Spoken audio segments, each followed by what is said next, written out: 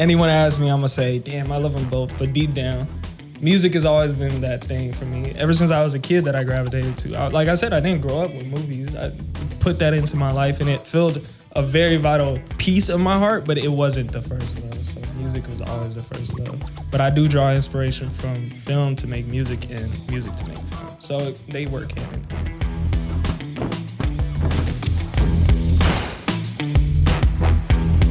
Well, welcome back to this week's episode of Unquestionable The Podcast. You got your boy Chris, Bucci, Kevin, and we're here with none other than Danny Ali, man. How you doing? I'm good, y'all. I'm good. Good to be here. Happy to be here. Glad to have you on, bro. Oh, yeah. Thank you for coming, bro. Thank you. Yeah, I had to come right. That shit fire. Yeah, for sure.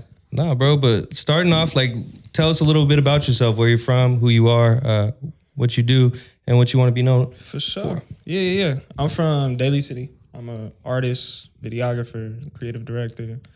I do a lot just because I love a lot. Like, I love art, so I'm going to just try my hand in everything. I started... People ask me, I just got this question yesterday, like, when you started doing music. And I really started writing poetry in, like, 11th grade, 10th grade. But I didn't start doing music till, like, 6-7 years ago. Okay. Like, I made my first song in college. And I went... So initially I went to the University of Hawaii. And the summer before that, my boy was like, yo, we could get rich off making beats. And I was like, hold on, let me pick up this GarageBand shit. You know what I mean? I started making some of the worst beats I ever heard in my life. Like, if I could find those, I'd still be trying to find those files because it's just bullshit. You know what I mean? It's like, this is the worst shit you've ever heard. The sounds on GarageBand were so whack. So trash. Bro. So trash. You seen that meme of LeBron where it's like, it's just this GarageBand beat played in the background. It sounds just like that, bro. No, for real. And I'm like... Me too. I was like, yo, we finna get rich, bro. I got us. I got us. But I really, when I was going to school, I knew, like, coming back, I knew I was going to go straight into music. So when I was there, I was taking marketing. I got accepted for the business school. And I just went. Like, I was just, bro, when I get home, I'm just going straight for it. And then I got home. And then there was, like, this whole COVID situation. And then it's like, you know, having to figure that out. But then during COVID, I picked up a camera and I just started shooting all my own shit and then directing short films and different series and shit like that, doing commercials. It's really what I fell in love with. So I just been combining all the different forces and trying to do something different. No, that's dope. That's dope. And that's one thing that really stood out to me about you when I stumbled across your music and everything was I noticed in the credits you had directed. I noticed like in the visuals are clean, creative, like really just crisp and go with the song and everything. And I just was like, no, you could see that you take the whole craft very serious, the packaging of everything. Yeah. What would you credit that to? Honestly, I picked up the camera on just like a fluke. Like I came into this situation with a group of homies that I was really cool with. They had the camera situation going. And I was just like, I don't know, I'll just figure it out. And then I used to get roasted for never having watched all these iconic black movies. And everybody would be like, they'd be pulling my black card, bro. That's like my homies, bro, yeah. Yo, you be like, I've seen like one or two, bro. They gonna quote some shit and you like, you that nigga that's sitting there. Everybody laughing and you just like, I don't get it. So I was getting roasted and I was like, you know what, bro? I'm finna do it. I think 2022, on New Year's Eve, I made my New Year's resolution. I'm gonna watch a movie a day. And I watched a movie every single day of that year. And I was like, bro, this shit hard. Like, I just fell in love with the craft. And growing up, I had my favorite directors and shit. I had Tarantino, obviously, and Scorsese. But getting more into it, I was like, there's so many different emotions you can express with a camera than people will understand. So, and I felt like there was a gap in, like, content creation and creative direction. Like, you were either on one or the other. And I was like, now you can kind of tie all that into the music and make it a full experience for people to see. So being able to craft my own visual style along with my audio style is something that I was just like, bro, this is going to be something that nobody's ever seen before. So just taking that to whatever level I can into a bigger scale and being able to work with brands and shit is something that's been super fun. No, that's dope. Yeah. That's dope. And tell us what are some of, you know, the difficulties of, you know, trying to maintain that authenticity in that creation aspect, but still coming out with content that hits and, you know, resonates with the large group of people. Yeah, I think it comes down to like what your goal is. Yeah, for me, the goal was never to be like, I need $1 million or I need 1 million followers. It was never a numerical value for me. It was always the feeling I get when I complete something. So for me, it's that complete. like what's complete to me at a certain point? Is the visual complete just because I put it out? Or do I have ideas I want to add to this? And there's a director saying where you don't know what your best film is until you've already shot it and directed it. You're like, damn, I would have did this better. So for me, it's like not setting my bar to something that's unattainable, but also being able to give myself the space to be like, bro, this shit was fire. And moving on to the next one, knowing that this was just good. You feel me? And not really chasing any of the numerical values. So for me, sometimes it's being over aspirational in what I do. Sometimes that has its drawbacks, but sometimes it leads me to exactly where I'm at now, and where it's like people have distinguished a visual style and an audio style for me. It comes and goes, but a lot of it is just the mental hurdle that comes with it for sure. No, yeah, I was about to say, it sounds like it's pretty strenuous on like not only your ego, but kind of just like your motivational aspect of it, being like, do you ever get stuck on shit like that, or like when you do, how do you overcome that shit? That's a good question. Block or, those blocks, Yeah, I try to build safeguards for myself so that I never have to run into that problem. Like a lot of people when they're in a session with me, they're like, "Damn, you just finished a song in 30 minutes," but that's because I write literally all the time. So if there's a feeling that comes up, I damn near already have something that's there or close to it. And the same with videography. Like I'm always tweaking something in my head. Probably right now I'm thinking about like shots I would get out if we was out there and shit. So I safeguard myself from ever having to feel that block, because if I have a writer's block, I'm going to shoot something. If I can't think of a good scene, I'm going to write something. Like I have that safeguard for myself so that I never have to get too low or too high.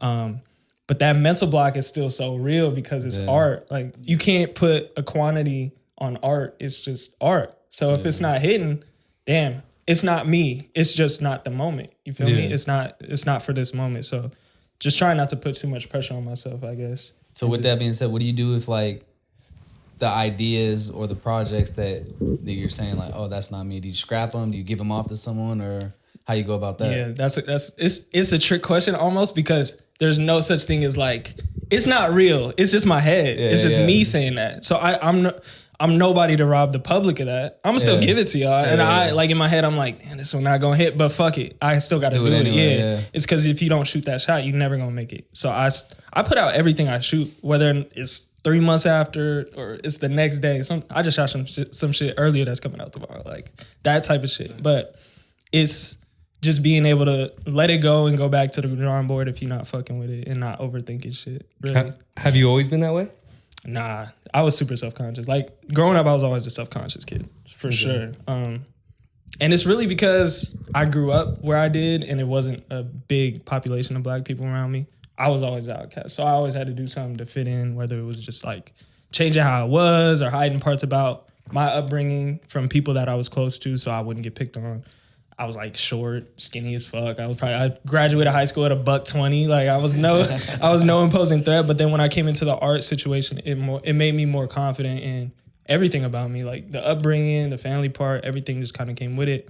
So in doing art, I also started hella self-conscious, not posting shit, trying to be mysterious like a lot of people do. But I feel like hella people go through that, like the mysterious phase. That identity crisis. Because that certain point in times and stuff, like you just start to think like that self-consciousness, that insecurity just kind of like gets you in a rut, or kind of just puts you in a zone where mentally you need to get yourself out of it too. Bruh, and it's just it hurts you and helps you because you're sheltering yourself from that criticism, but you're also keeping yourself from any of the praise that you would get or any of the positive benefits. Or learning from it. Learning, and that's at every level you learn. So I just learned, bro, fuck it. I don't even give a fuck no more. I'm just doing it. Yeah, just take doing it or leave it. Yeah, just take it or leave it. Because ain't nothing gonna be perfect. I feel like that's a lesson that a lot of creators have to learn ultimately. Even us, like at first we were very, skeptical about like what clips we put out or certain things like, oh, is this gonna hit? And then when we started throwing stuff out, it would be the ones you didn't think nothing of. You're just like, bro, what? Like we was talking about serving, like, like a job in college. We weren't even talking about nothing cool. We didn't think, but it resonates with people, and you almost rob yourself of like that new audience if you don't. Exactly. Just throw it out there. If you felt it in the moment, like somebody out there probably felt it too. Like, whatever. The human experience is nothing unique to any individual. You know what I mean? We all relate to different things. So robbing yourself of that is just doing yourself a disservice, doing the world a disservice. So especially at this point with how content is, just put that bitch out. I don't even care. I'll come back tomorrow, see if it worked. Yeah. If not, on to the next. Are you like one of those types of creators too? Like, as a, creative, are you all about pushing the content and stuff like that more like on a consistent basis? Or do you kind of have that like, I'm going to kind of sit on like, have the whole rollout and stuff like that? Yeah. Who do you like think that? I think I'm both. I think I fall into both categories because I work on a lot of bigger projects in perpetuity. So it'll be like a 3-month span. This next album has a 3-month rollout and it has a short film. Yeah, we need to talk about that too. Yeah, we'll talk about that a little bit. But I already have such a backlog of content. Like I'm already 3 months ahead. So if I need something just to post on a Wednesday, I have it. Yeah. But it's not something where I'm like, okay, I shot this, I gotta hold it. You know what I mean? Unless it's a song that I specifically have a vision for.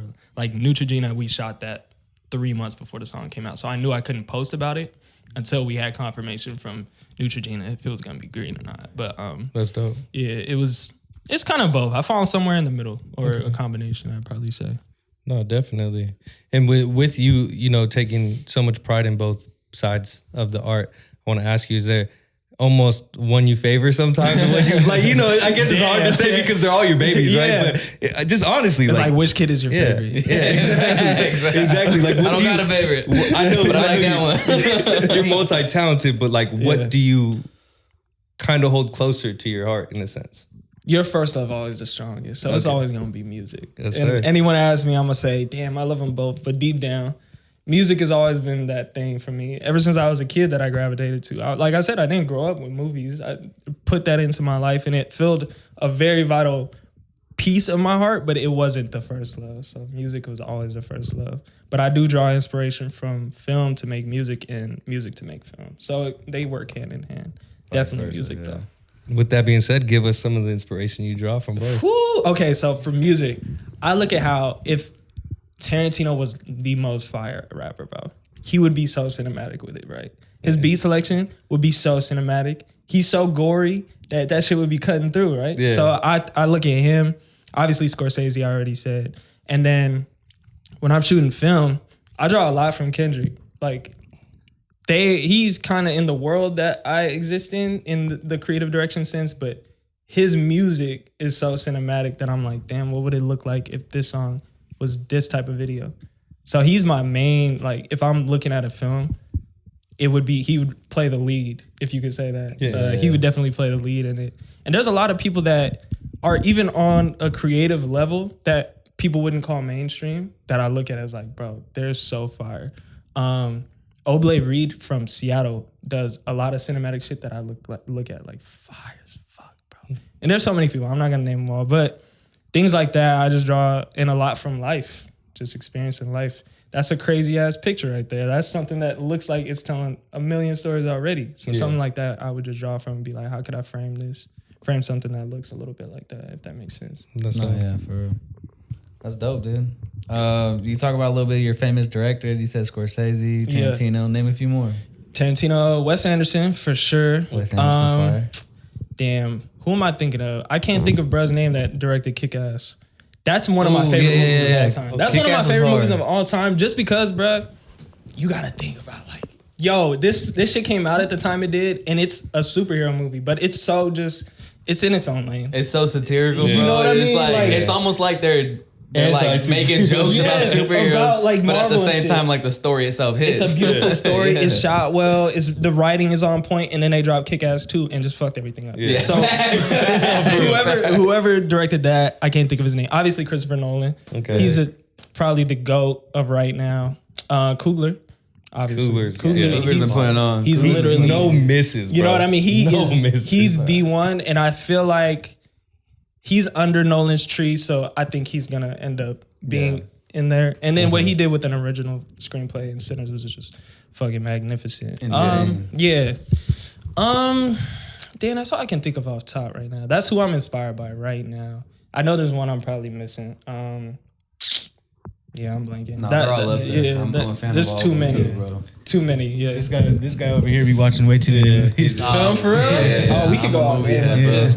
That's why I asked him a movie head because like I know these fools that they'll get references, but like how you're talking about the references, I'm grilling him all the time for shit, bro. So I used to be you, and then I was like, nah. He's like, nah, go watch every movie. It's just like mini worlds, bro. That's the way definitely. I see it. That's what I like too, because what I like about movies and the whole cinematic universe is like it takes you outside of everyday life and the reality of what world is, and it shows you that, like, for example, a Christopher Nolan movie, like it takes you into their universe and what their outlook on the world should be or can be or is in their head, like, you know what I mean? What can be plausible. I think it's so fascinating and amazing, bro. Yeah. You can even see a lot about a director by how he chooses to end the movie. Yes. Or, you know what I'm saying? What I mean? Things like that. He could have went here, but he actually ended like he said, fuck 10, 15 minutes earlier than, you know what I mean? Oh, Denis Villeneuve. Okay. I just watched. He directed Dune, the Dune series, and then he did this movie called Incendies or Incendies. It's French. Bro, if you remember after this pod, remember I told you to go watch Incendies by Denis Villeneuve. Okay.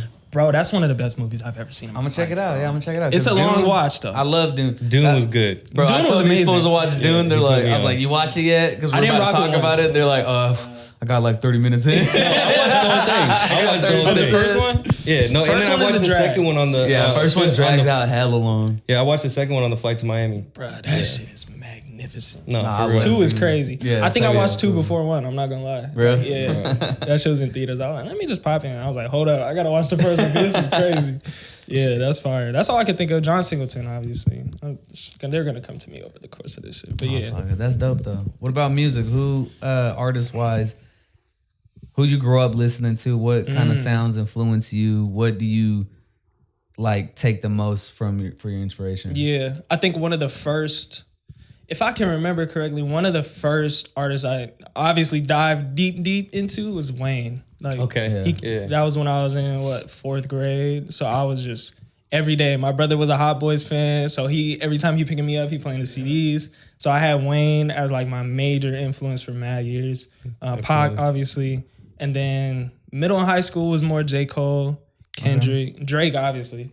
Come on now. His run has been like a decade plus. Legendary, I ain't gonna lie. Crazy. And then Odd Future, when they came out, I was a heavy fan. Bro. Heavy fan. And I always gravitated to Earl just because of his lyricism. And I think that's the first person I really like sounded like when I started making music. His influence bled heavy. And sometimes in my word schemes, it does sound a lot Earl-ish if people pay close attention, but I have such a pop voice now that it don't really bleed through. Yeah. But that's someone I look at, Vince Staples, and shit, that's what I can think of now. I was a heavy J. Cole fan though. No, you sound like school. You asked us the same question, we would say the same shit. All the shit, because so we all grew up on the same. How old are you, bro? I'm 28. Okay, we were in high school at the same time. Yeah, what year did you graduate? 2014. Okay, we were 2016. Yeah. So we was all there. Yeah, it's all the same shit. And I think everybody in our 4-year window pretty much has the same influences. No, for sure. In terms of music. But that's definitely something like that. That's dope, dude. That's dope. It's funny you say that because I was diving back into some of your older projects like 2019 and stuff, and just hearing about how your music has evolved over time. That's and a rough listen. Like, no, still, that's the thing is it was still great music. You know what I'm saying? But you could hear the evolution over time and like certain experimentation you may have done vocally and or other things as well. I wanted to see were your inspirations kind of the leading factor of that, or was it just like getting into the music, you just wanted to experiment more and just keep growing? I think when you first start anything, you just lean heavy on your influences. Yeah. So you're super heavy-handed with like the shit you pay attention to the most, and whatever that is, that's someone doing anything. That's any job. Yeah. But especially when it's the arts, you don't know what's gonna work, so you just lean on the shit you saw work from people that have come before you. So obviously I was leaning heavy into like Travis, Earl, Kanye, and shit like that. So that took over the majority of my early music. Is like, what beats would he pick and how would he sound on it? And that's kind of how that developed. But it changes just because you get reps up. Yeah. Just like your jump, if you play basketball, your jump shot changes just as you get reps up and what's most comfortable for you. And I just kind of fell into a register that was a lot higher than I ever realized, and I was a better singer than I ever realized. So I was just like, let me just lean into this. Yeah, and it just started working. Yeah. That's dope. What do you think was like the first time where you realized, where you're like, maybe let me reword that. Like, what probably was the first time you realized, like, damn, this shit was really taking off? Like, what song did you realize that it was like, damn, okay, like I'm really him. Like I'm really him. Like music is for me. 2023 Well, it was late 2022 when I was getting ready to drop my album Real Star. We put out 2 singles, really. One was like heavier R&B, and then the first one was Drunk with my boy Darrell, and it was just like a hip hop song, something you would hear from just a quintessential rapper.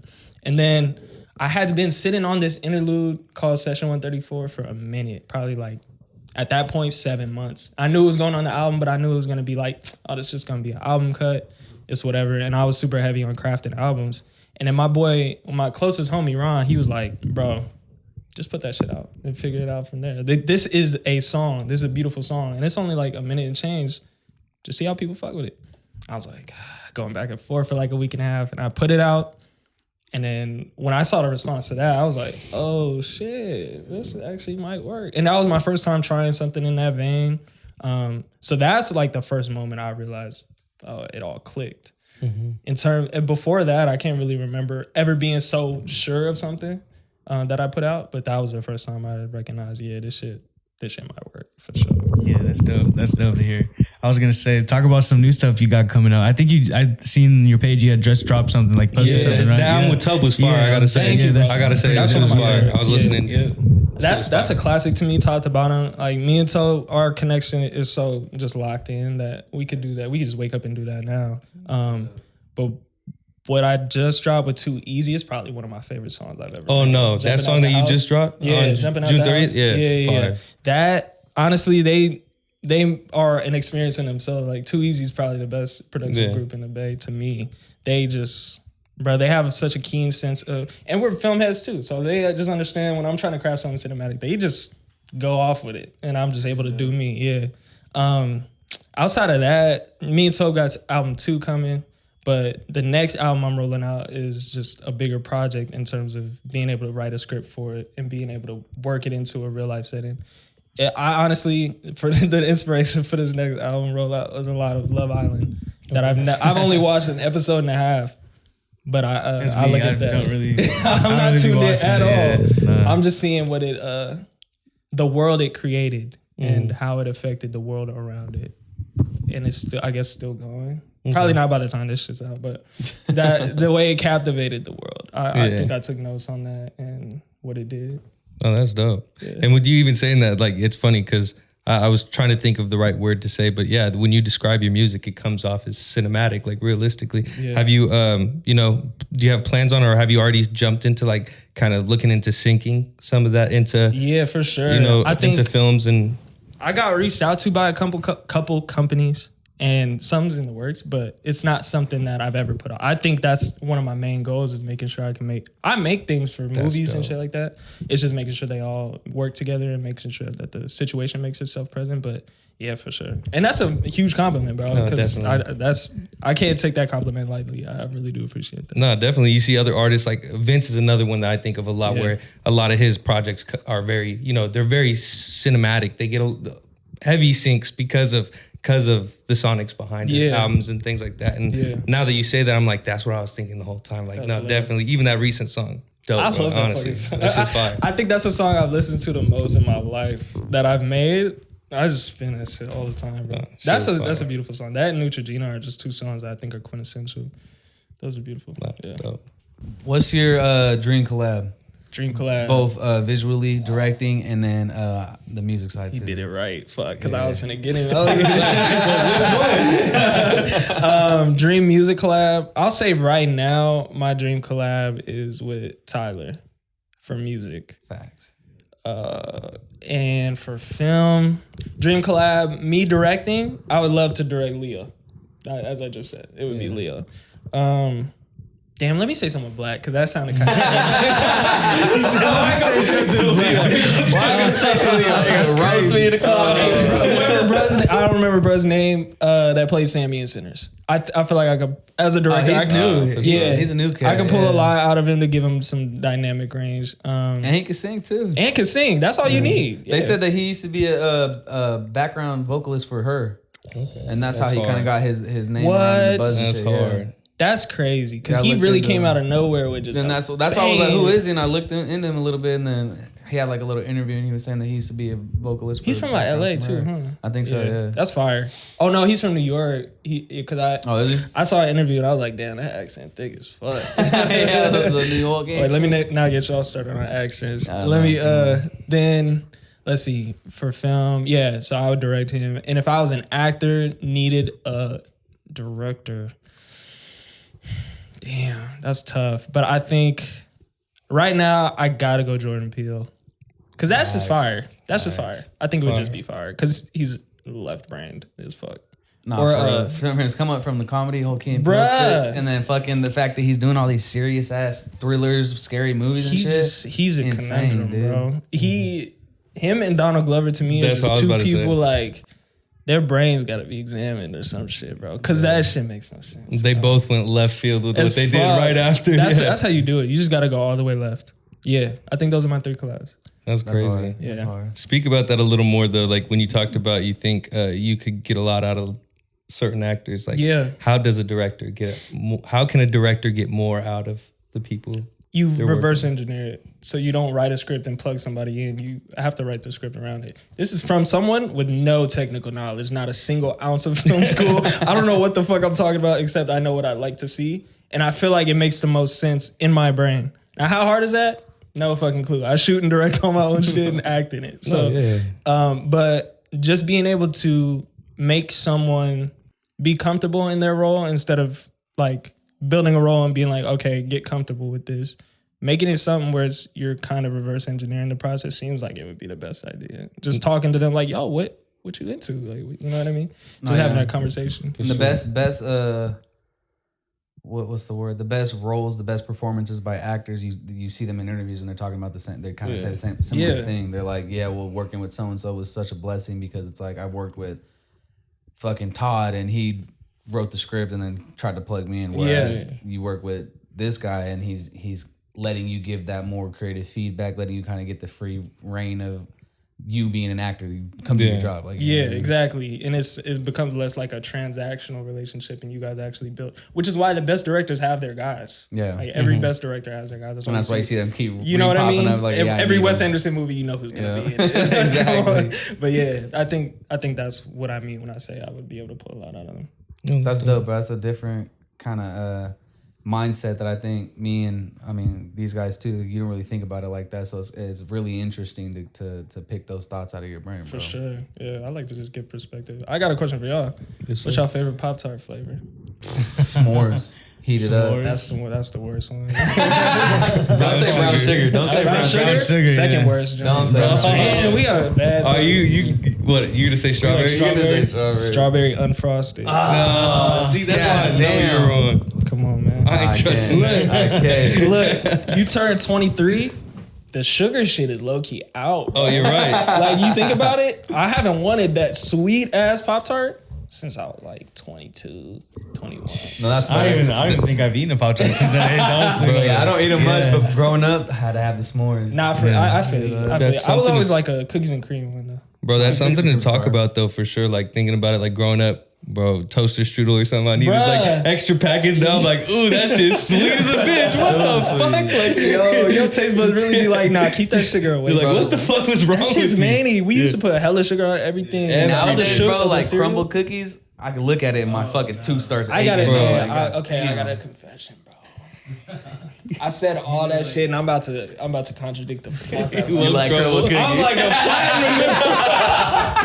like a platinum member, bro. Last year, I got my Crumble wrap. You know how Spotify does a rap? Yeah. I got a Crumble wrap.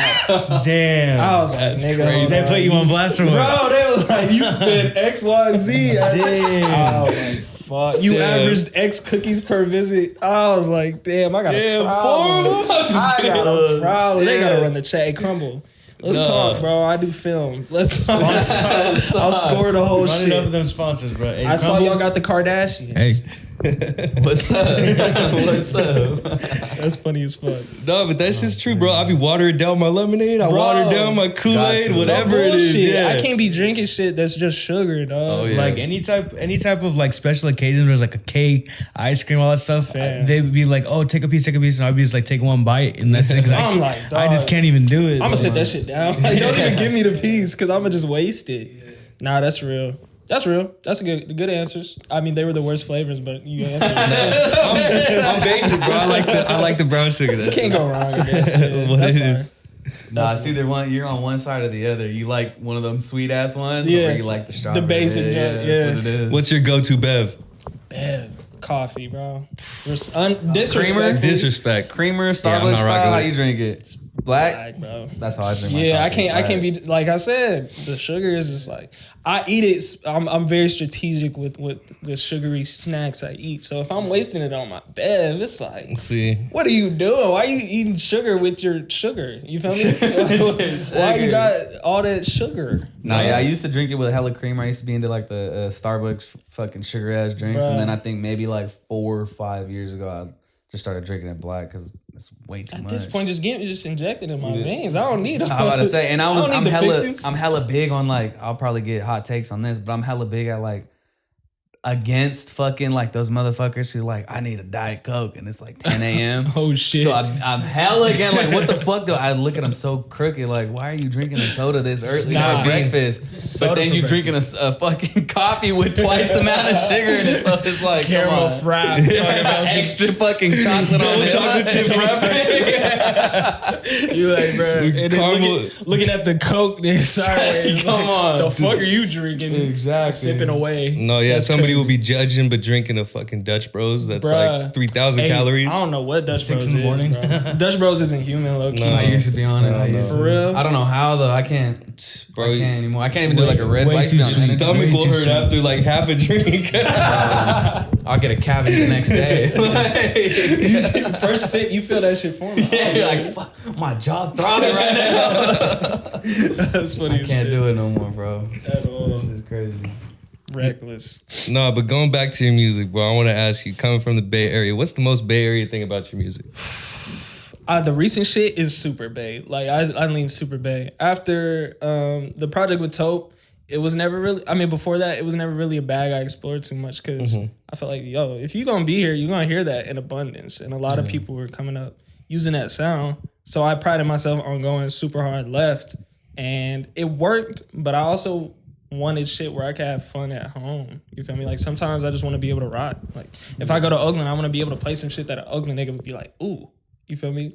So after that Toe project, I leaned heavier into it. So a lot of the beat selection, a lot of the pockets I use, inspired by a lot of the shit I came up on from the Bay. And I lean heavier into that now. Don't know how much further, but it's a sound I'm leaning heavy into right now. Oh, that's dope. That's dope. I gotta ask you, talking about the Bay Area, gotta get the top five artists out the Bay Area. It could be OG, current, yourself. Yeah. Let me know. Top 5. I'm in the top 5 for sure. Yeah. Let me not put myself one because I respect my OGs. 40, of course. Dre, of course. Bro, Russ gotta be in there for me. Yes, Russ gotta be in there. He's innovation at its finest, bro. Pioneer, you feel bro. me? I wouldn't be sitting in this seat right now if it wasn't for him looking out. So I'm gonna give my nod to Russ. Shout out to the homie. Damn, that means I'm gonna leave somebody out. And it's gonna be reckless. Let me just say something super left so that people either take it as a joke or they just think I'm weird as fuck. I'm gonna go. Who's from the Bay that niggas don't know is from the Bay? That's tough. Bro, about to say Krayshawn. It crossed my mind, but I can't. It's gotta be somebody black. I already said Leo. I'm gonna get grilled if I say somebody white right now. Short. Oh, I'm tripping. I didn't say short. Yeah. Short. Short's gotta be up there. See? I almost got caught. Because if I would have said something reckless and not put short, niggas ain't gonna fuck with me at all. But you can't forget Larry. Yeah. No, dope. Shout out to Larry. Shout out to that guy. Shout out HBK. HBK. I'm not gonna shout out every All right, rapper. who's on the opposite side of that? Who do you not want representing the Bay? Who do you not want representing the Bay? Who does not stand for the people out here, bro? This is crazy. If there's anybody on the level of Isaac JJ Fish, That's crazy question, Boosh. let me stop. I'm way too political. I'm way too political. I said all that shit about PR during the break. I'm not answering that bitch. JJ is a good answer. Shout out to everybody in the Bay. You know, it's so much unity and love, and everybody's fire from the Bay. Right answer. If you're from the Bay, you're so fire. Your music is so fire, bro. Nah, the Bay does have some great music though. And I was watching one of your previous interviews. I think you had Paint Lewis, and you were talking about how from an outsider, it looks like one unified, area. But to people who are actually in the Bay Area, they see that there's a lot of pockets, a lot of separation from the different areas and things like that. Let's elaborate a little more on that. Yeah, so we all from here, so we understand it. But from the outside looking in, people don't realize how big the Bay is, bro. Yeah. That shit isn't it the size of New York? The New York Metropolitan or some shit like that? Some shit like that. So anywhere you live is gonna be like that. But bro, we live in a state that's huge as fuck in an area that's already big as fuck. So you got San Jose. I don't know where people in the Bay at, and that's probably like a hot topic right now. Let's just say San Jose to Vallejo to Antioch. Yeah, I would say the Bay ends at like. They say Fairfield. I don't know if I don't agree with Fairfield. I don't agree with Fairfield. They say it ends at Fairfield. But if Sage and Gemini is in the Bay Area, we gotta go with Fairfield. Hey, Fairfield. Shout out Sage, bro. We fuck with you. Stop ghosting our DMs. He's playing, bro. He's playing. Shout out all my Fairfield niggas. Shout out Fairfield. Y'all the Bay. If you feel like you're the Bay, then you're the Bay. You know, who am I to say you're not? Sac ain't the Bay though. Sac ain't the Bay. Let's draw the line here. Let us say that. Sac, you're not the Bay. Yeah, no, we're not the Bay. And that's the thing. When we went out to school, everybody would look at it like they'd hit us when they're in San Francisco, like, let's hang. I'm like, bro, we hella far. You got an hour out right now, bro. Like, you should have told me hours ago if you wanted me to make it out there, bro. Like, there's no way. That's real shit, too. They think it's like this, and it's not. Like, it's really not.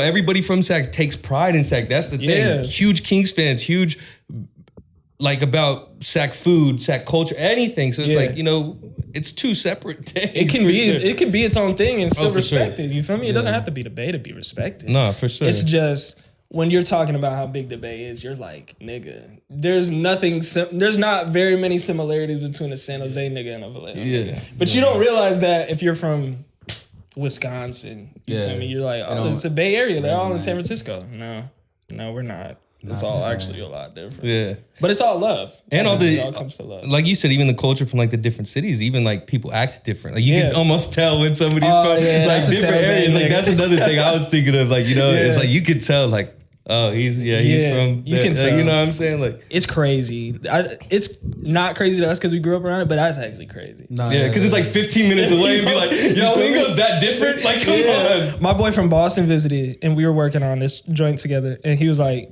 I'm gonna be in San Francisco for the week, or I'm gonna be in the Bay for the week. What's some places to hit? And I was like, I'm gonna be in Oakland recording. He was like, oh, okay, yeah, I could pull up. And I was like, you're coming from SF at 5 a.m. on a week? 5 p.m. on a weekday? Bruh, you you gotta leave. You know what time you gotta leave. Leave at 2 p.m., dog. I was like, God damn, like people from outside of the state don't understand, bro. It's SF to Oakland on a weekday? Mm-hmm. Forget about it. Good luck. I just did that. And it's not even a weekday. And it took me an hour and a half. That shit made me. Forget about it, bro. Nah, for real. Yeah. It's not too much division no more. I feel like we all trying to. Everybody's coming together for sure. But what I was just touching on was just more of how it's different. You know what I'm saying? Not necessarily division or anything like that, but just different. The micro differences. Yeah, the micro differences, different styles. Even you see a lot of the SF cats even have their music polar different than a lot of, the Oakland 100%. cats. And that's not far, but you got your Bean, Pete, Yee, guys who have total different influences than, you know what I'm saying? Than people in Oakland. Nah, for sure. That's a fact. That's a fact. Even musically, it sounds different. Culturally, they're almost fully different. Like someone from San Francisco, which is only 15 miles or something, shit, 20 miles from Oakland, is going to be completely different because that's a completely different upbringing. No, for sure. For as similar as we are, it's a lot of differences. It's crazy to think about. Yeah. You ever be in Sac anytime? Yeah, I got homies in Sac. For sure. There's a music scene out in Sac that I respect heavily. Sure. Some of my closest homies in this music industry are in Sac right now. Shout out Yanni.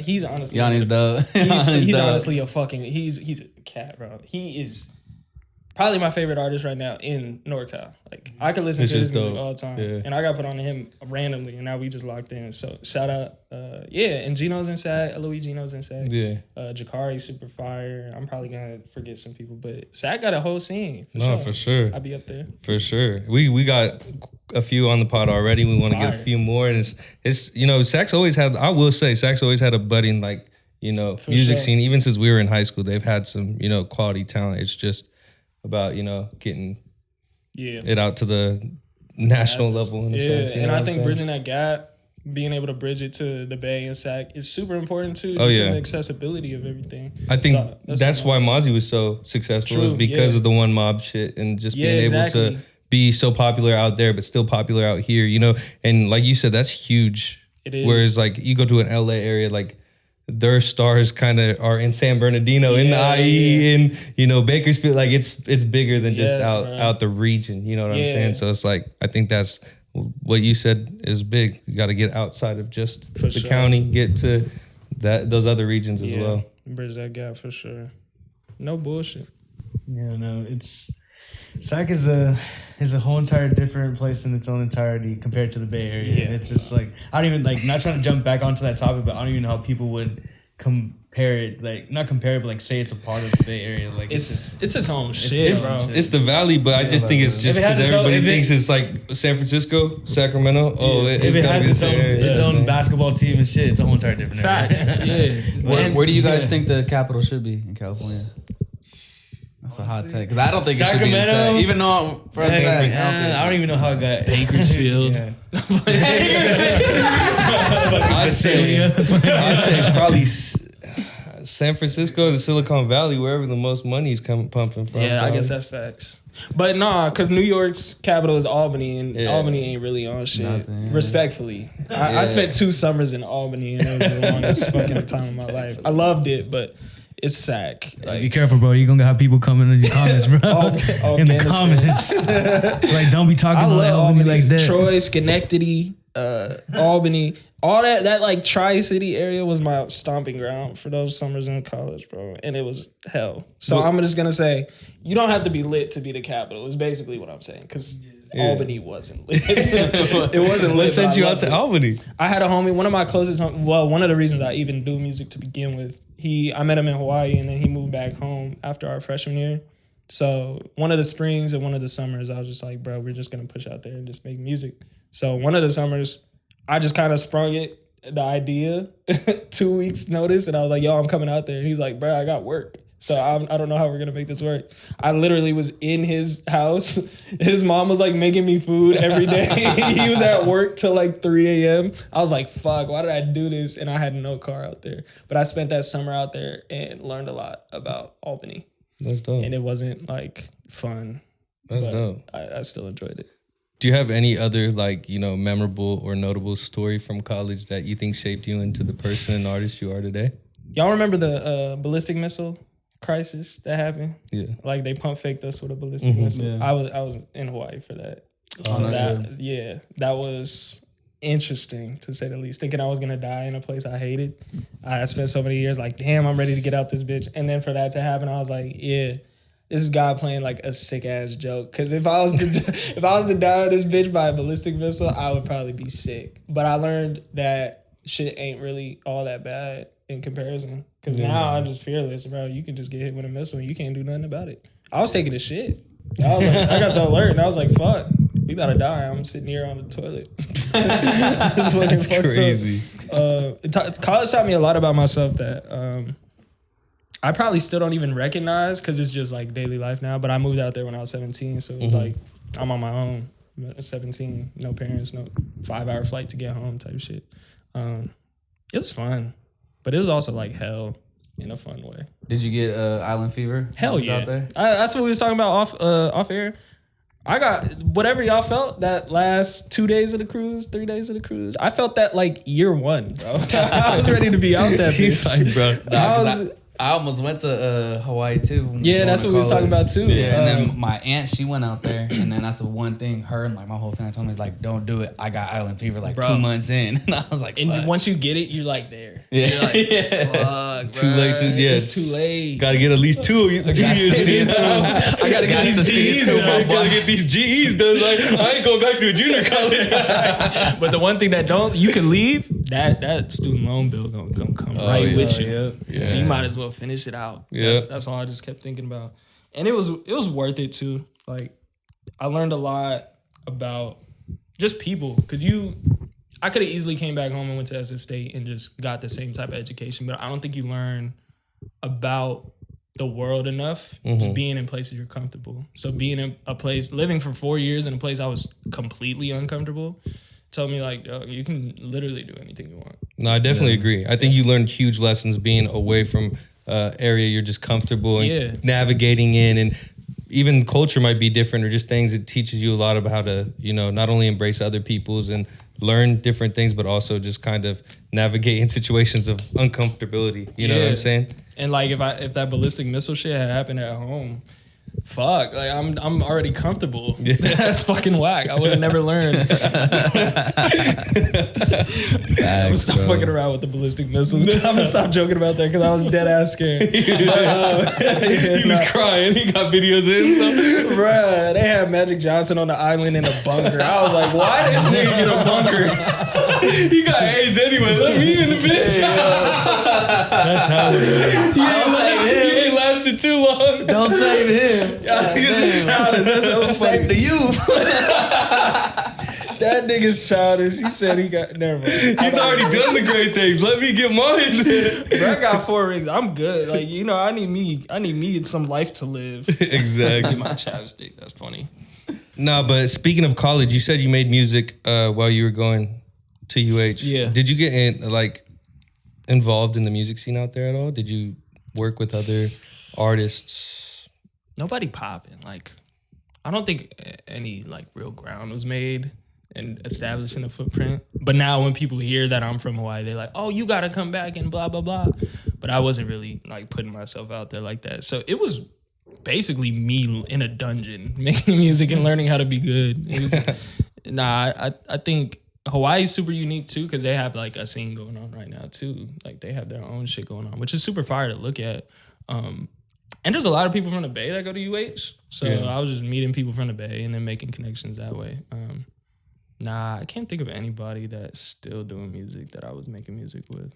I didn't realize that there was like a budding music scene out there until I seen that. Was it Channel 5 that did the documentary out there with Juice or whatever? That shit was fire. I was like, okay, like I didn't even know that they had a music scene going on out there and everything like that. Shit was dope. Shit, bro. Hawaii is so unique. I think there's no place in the world like it, bro. Because it low key shouldn't be a state. I mean, high key shouldn't be a state. So they just operate on their own time, and the U.S. just kind of leaves it alone. Yeah. So they just get to do wild shit out there. It's so fun if you're going for a vacation.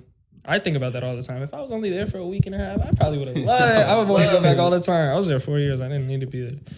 Have you gone back? Going there for 7 days. I've gone back. Since I graduated, I've gone back like 3 or 4 times. 3 or 4 times? Yeah. I go there and I'm like, ooh, that first day be hitting. And then I'm like, fuck, I'm right back. God damn it. I spent most of COVID out there though.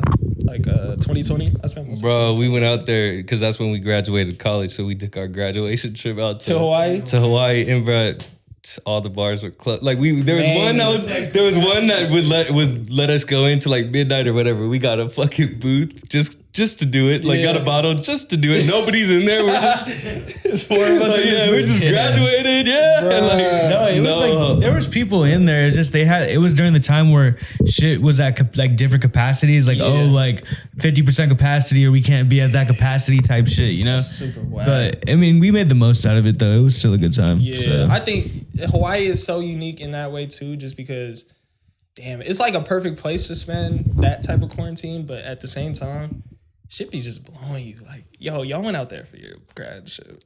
There's really, I hate to say shit like, oh, I wish this went this way because you never know what would have happened, but that's just a weak ass way to spend your grad shit. We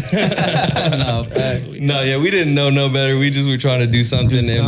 we were like, fuck it, we'll just go chill by ourselves. Like, and we just went out to the beach, kind of did our own thing. But yeah, nights when you wanted to go out or do something, it was slim pickings. Yeah, ate at some good restaurants and no hoes out. Strip steak was fire. Yeah. Nah, but back to the music before we get out of here, man. We want to hear about what's coming. Obviously, we talked about the album, and you got a screenplay attached. Can we hear a little bit more about that? Whatever you're willing to tell us. Yeah, for sure.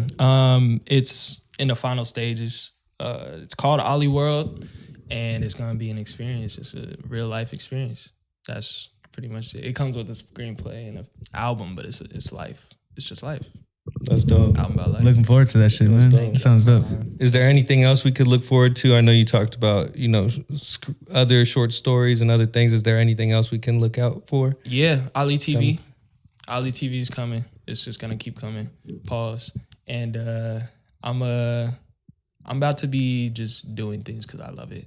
And you're gonna see a lot of love in the things I do. That's dope, bro. Well, let them know where to find you, bro. Where to find you. Instagram @official Danny Ali. TikTok 6 Danny Ali. All streaming platforms Danny Ali. And in real life, in your mama's basement. Yes, sir. Yes, sir. Well, thank you, bro. Thank you for coming out. We appreciate you. Yep. If you guys haven't already, like, comment, subscribe, and join us next week. Appreciate y'all. Sheesh.